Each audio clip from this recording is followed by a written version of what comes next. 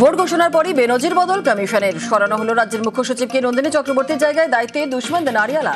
জগদীশ প্রসাদ মিনার বদলে স্বরাষ্ট্র সচিব শঙ্খমিত্রা ঘোষ।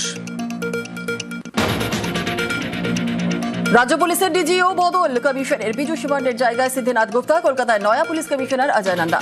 বদল এডিজি আইন শৃঙ্খলাও সরিয়ে দেওয়া 3 পুলিশ কর্তাকে ভোটের কাজে ব্যবহার নয়।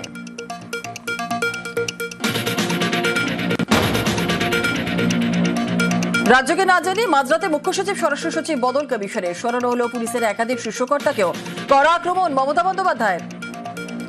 মধ্যরাতে গুপ্ত তাণ্ডব করছে চিফ সেক্রেটারি বাঙালি মহিলা, ওরা অ্যান্টি উইমেন। শুধু বাংলা নয়, নন বেঙ্গলি এফিসিয়েন্ট অফিসারদেরও বাদ দিয়েছে।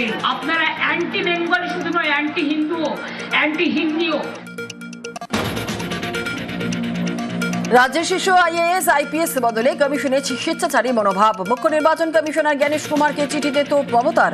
ভোট ঘোষণার কয়েক ঘন্টার মধ্যেই মুখ্য সচিব ও স্বরাষ্ট্র সচিব বদলি।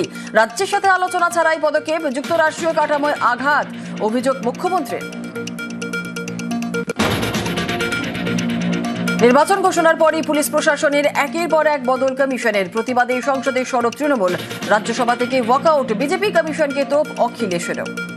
ওনার যে সমস্ত পায়দাস লোকদের স্থাবকদের উনি বসিয়েছেন, এদের দিয়ে নির্বাচন করা যায় না। মমতা বন্দ্যোপাধ্যায় কাদেরকে সাইড লাইন করে রেখেছিলেন, তাদের কাজে লাগানোর দায়িত্ব ইলেকশন কমিশন। ये डर हमें अच्छा लगा।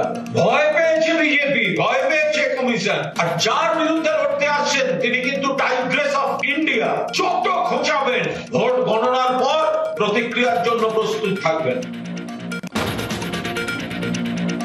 26 দফা কম, রেকর্ড বাহিনী। বাংলায় 2 দফার ভোটে ন্যূনতম 2 লক্ষ আধাসে না।